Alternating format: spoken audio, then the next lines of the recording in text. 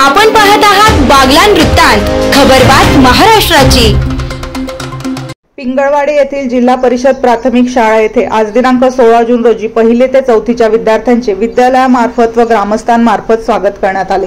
यावेळी इयत्ता पहिली नवीन दाखल झालेल्या विद्यार्थ्यांचे बैलगाडीतून सवाद्य मिरवणूक करत गावातून पुस्तकांची दिंडी काढण्यात आली व शिक्षणाची गोडी निर्माण व्हावी यासाठी विद्यालयातील विद्यार्थ्यांनी व शिक्षकांनी काही घोषणा व घोषवाक्य तयार केले होते।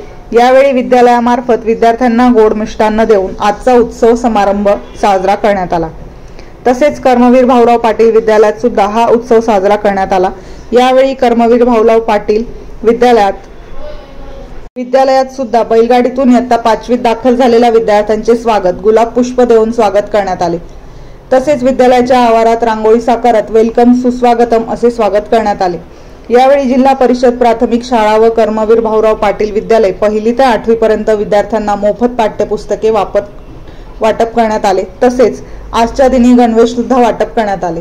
यावेळी पिंगळवाडे ग्रामस्थांनी मोठ्या प्रमाणात उपस्थिती दर्शवली।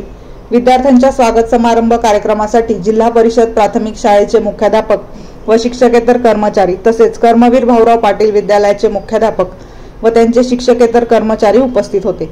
जास्तीत जास्त विद्यार्थ्यांना शिक्षणाच्या प्रवाहात आणण्यासाठी आम्ही प्रयत्नशील आहोत। तसेच विद्यालयाचा पट कसा वाढेल यासाठी सुद्धा प्रयत्नशील आहोत असे प्रतिपादन मुख्याध्यापक KS भोळे यांनी केले।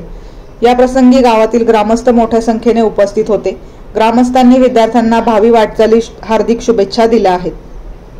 बागलाण वृत्तांतसाठी विभागीय संपादक संदीप गांगुर्डे।